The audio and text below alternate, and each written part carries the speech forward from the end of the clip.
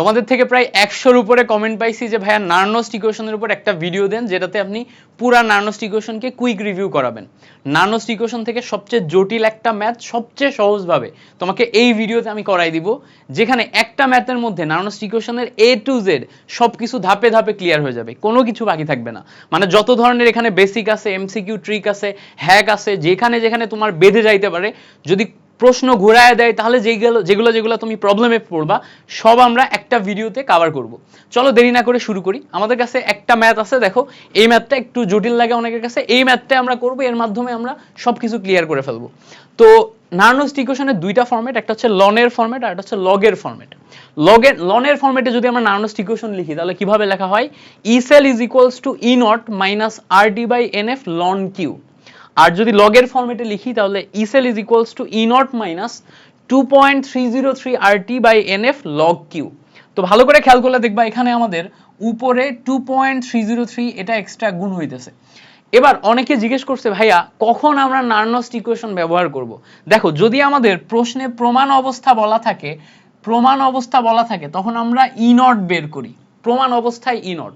যদি আমাদের প্রমাণ অবস্থা না বলে অন্য অবস্থা বলে, অর্থাৎ ঘনমাত্রা এবং তাপমাত্রা পরিবর্তন হয়ে যায়, আলাদা করে ঘনমাত্রা উল্লেখ থাকে এবং তাপমাত্রা উল্লেখ থাকে, তখন আমরা নার্নস্ট ইকুয়েশন ব্যবহার করি।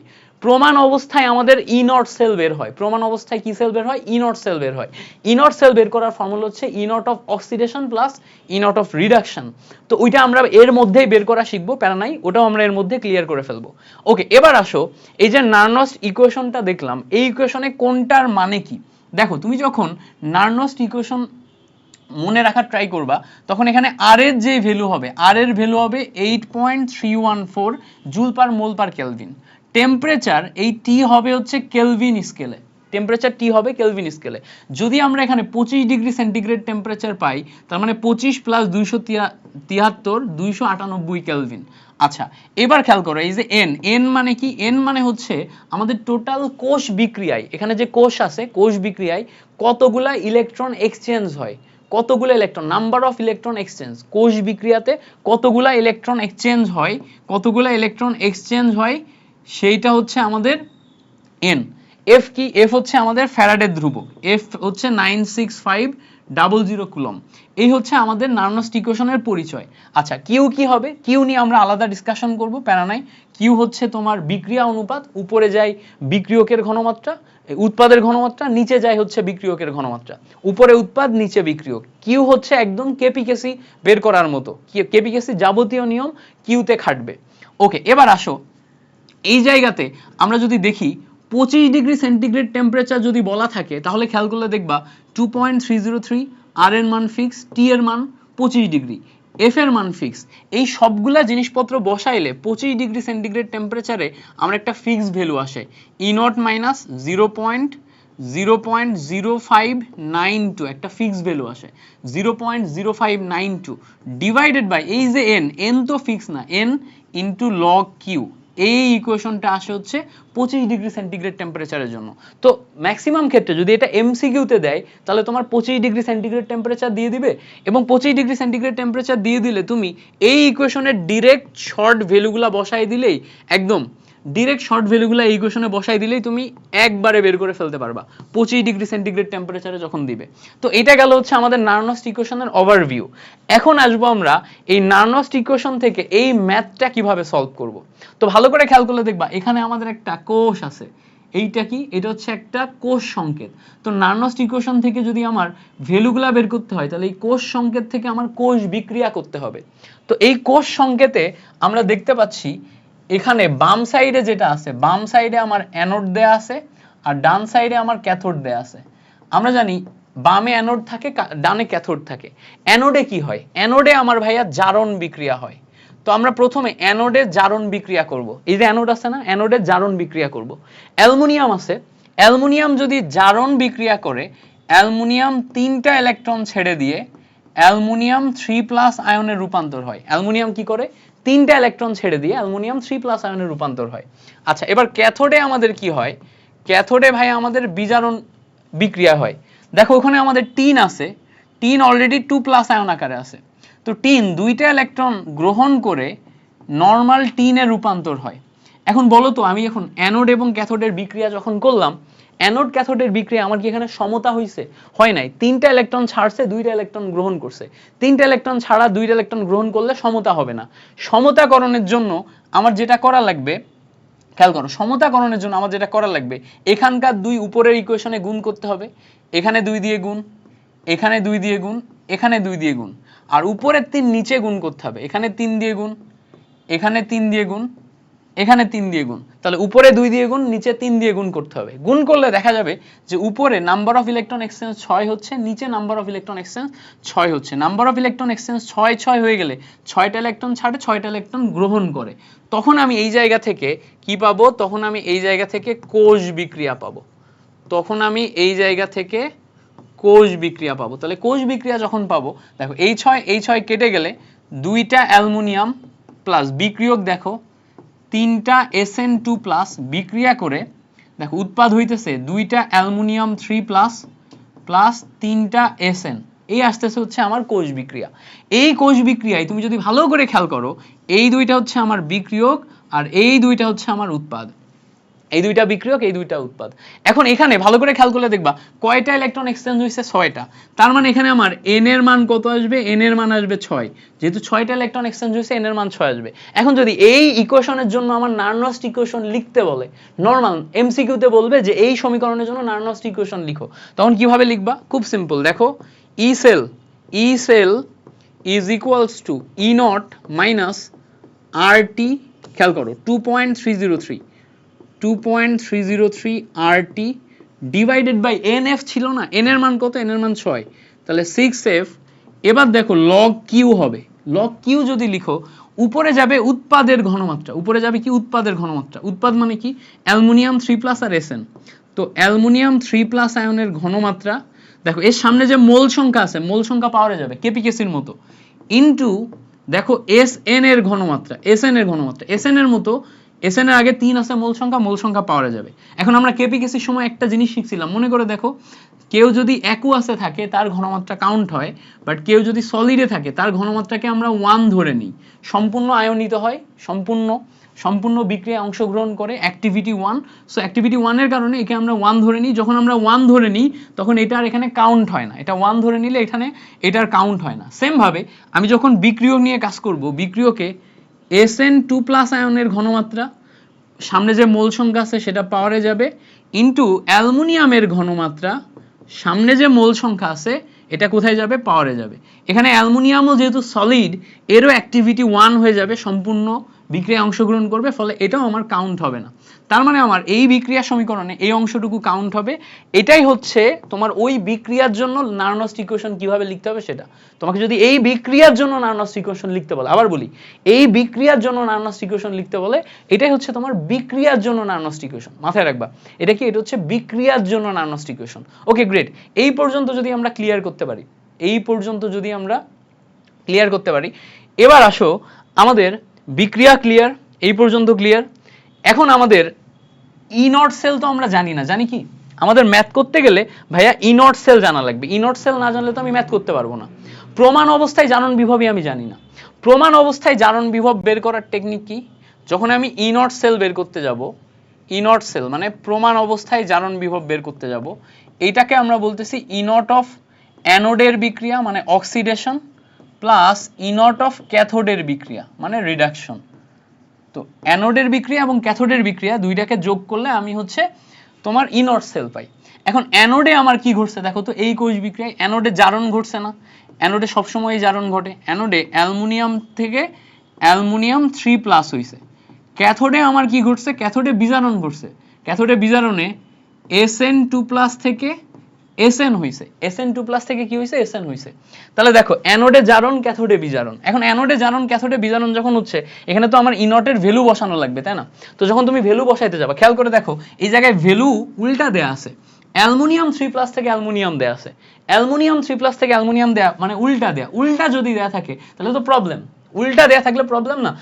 আমাদের ভ্যালু লাগবে অ্যালুমিনিয়াম থেকে অ্যালুমিনিয়াম 3 প্লাসের, মানে এটা বিজারণের দেয়া আছে, জারণের বের করতে হবে। তো বিজারণের দেয়া আছে, যদি জারণের বের করতে হয়, বের করতে গেলে বের করা খুব সিম্পল। জাস্ট বিজারণ থেকে জারণ করতে গেলে সামনের চিহ্নটা মাইনাস দিয়ে উল্টায় দিতে হবে, এখানে অলরেডি মাইনাস আছে, আরেকটা মাইনাস দিয়ে উল্টায় দিলে প্লাস 1.6 ভোল্ট চলে আসে।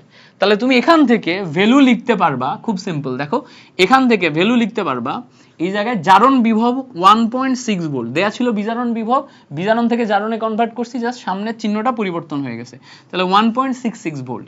এইবার খেয়াল করো, প্লাস অলরেডি আমার টিনের জন্য বিজারণ বিভব লাগবে, বিজারণ বিভবই দেয়া আছে, বসায় দাও বিজারণ বিভব, বিজারণ বিভব বসাইলে এখান থেকে তুমি প্রমাণ অবস্থায় যেই হচ্ছে যে কোষ বিভব সেটা পেয়ে যাচ্ছ, 1.66 মাইনাস 0.14, ক্যালকুলেশন করলে দেখো 1.52 ভোল্ট এটা আসে।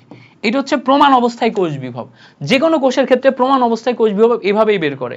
এখন আমরা প্রমাণ অবস্থায় কোষ বিভব পেয়ে গেছি, এখন আমরা যেটা করব প্রমাণ অবস্থায় কোষ বিভব পাওয়ার পর এখন আমরা অপ্রমাণ অবস্থায় মানে 25 ডিগ্রি সেন্টিগ্রেড টেম্পারেচারে কোষ বিভবটা বের করব। তো 25 ডিগ্রি সেন্টিগ্রেড টেম্পারেচারে কোষ বিভব বের করতে গেলে খেয়াল করো, E cell is equals to E naught minus, খেয়াল করো 2.303 RT divided by NF into log Q, এটা আসে। এবার খেয়াল করো, আমরা এতক্ষণ যা যা করছি সেই ওয়াইজই লিখবো। ই নটের ভ্যালু কত আসবে, 1.52 মাইনাস, খেয়াল করো আমি যখন এখানে লিখবো 2.303 আসবে, আর এর ভ্যালু 8.314 আসবে, টেম্পারেচার কত, টেম্পারেচার 298 কেলভিন। এবার বলো তো নাম্বার অফ ইলেকট্রন এক্সচেঞ্জ কত, number of electron exchange 6, F এর মান 96500। আমরা চাইলে এইটাকে ওই 0.0592 যেটা লিখছিলাম ওইভাবেও লিখতে পারতাম, ইনটু লগ, এখন আমার লগের ক্ষেত্রে উৎপাদ ডিভাইডেড বাই বিক্রিয়ক লিখতে হবে। তো এখানে খেয়াল করো তো, আমরা নার্নস্ট ইকুয়েশন শুরুতে যখন লিখছিলাম উৎপাদে কি ছিল, অ্যালুমিনিয়াম 3+ আয়নের ঘনমাত্রা ডিভাইডেড বাই বিক্রিয়ক ছিল Sn2+ আয়নের ঘনমাত্রা, অ্যালুমিনিয়ামের পাওয়ার 3 আর অ্যালুমিনিয়ামের পাওয়ার 2 আর Sn এর পাওয়ার 3, খেয়াল করো অ্যালুমিনিয়ামের পাওয়ার 2 আর Sn এর পাওয়ার 3, তাহলে উপরে অ্যালুমিনিয়াম নিচে টিন। তো আমরা যখন এখানে লিখতেছি উপরে অ্যালুমিনিয়ামের ঘনমাত্রা এটা আসবে, তো 0.25 আসবে, পাওয়ার কত আসবে, 2 আসবে, ওই যে মোল সংখ্যা পাওয়ারে যাই, নিচে যাবে টিনের ঘনমাত্রা, টিনের ঘনমাত্রা, টিন এখানে আমার বিক্রিয়ক হিসেবে কাজ করতেছে, এটা 0.15 আসবে, 15 এর ক্ষেত্রে ওই যে ঘনমাত্রা পাওয়ার কি যাবে, মোল সংখ্যা যাবে হচ্ছে পাওয়ার। এটা কই থেকে পাইছি, এটা ওই যে বিক্রিয়া থেকে পাইছি। দেখো আমরা শুরুতে যখন বিক্রিয়া করতেছিলাম তখন এই যে অ্যালুমিনিয়ামের ঘনমাত্রা এটা কত, 0.25, মোল সংখ্যা যাবে পাওয়ারে, 0.25 এর পাওয়ার কত হবে 2, আর এখানে দেখো টিনের ঘনমাত্রা আছে 0.15, 0.15 এর পাওয়ার কি যাবে, 0.15 এর পাওয়ার যাবে হচ্ছে 3, তাহলে এটা হচ্ছে আমার বিক্রিয়ক। তাহলে ক্যালকুলেশন করলে আমি উৎপাদ বাই বিক্রিয়ক বসাই দিতে পারলাম।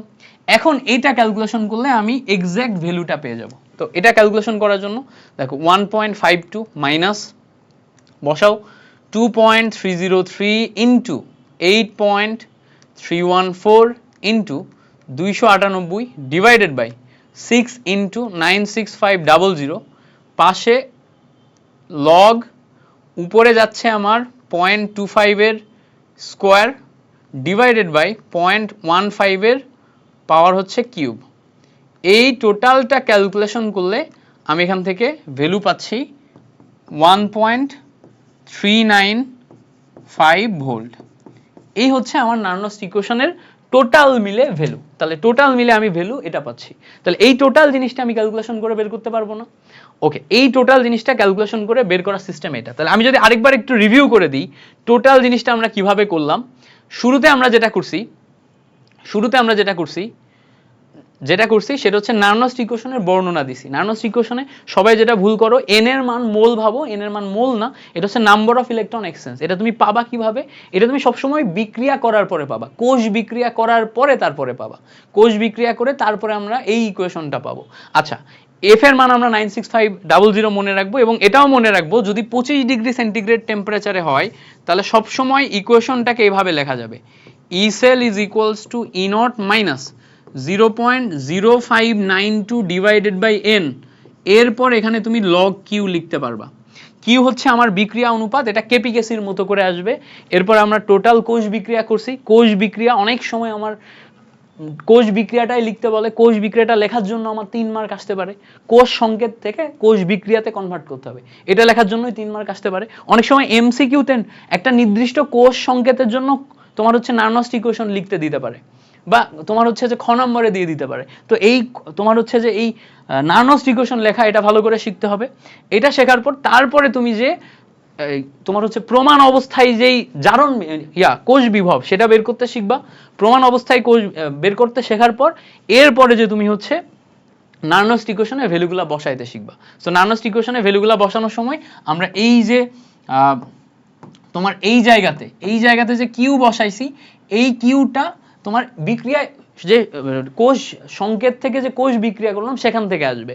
আরেকটা জিনিস এভাবেও চিন্তা করা যায়, চিন্তা করো এইটা হচ্ছে বিক্রিয়ক, এইটা হচ্ছে আমার উৎপাদ, এইটা হচ্ছে বিক্রিয়ক, এইটা হচ্ছে আমার উৎপাদ।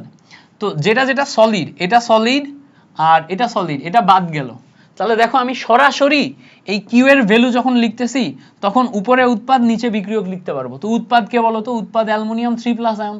তো অ্যালুমিনিয়াম 3+ যে 0.25 সেটা আমি উপরে লিখে দিছি। এবার অ্যালুমিনিয়াম 3+ এর এখানে চার্জ আছে 3 আর এসএন এর চার্জ আছে 2 না, এসএন এর চার্জ যাবে এর পাওয়ারে, উল্টাই দিলেই মেলানো যায়। এভাবেও তুমি এমসিকিউ এর জন্য সরাসরি মিলাইতে পারবা। এসএন এর চার্জ এর পাওয়ারে দিয়ে দিবা।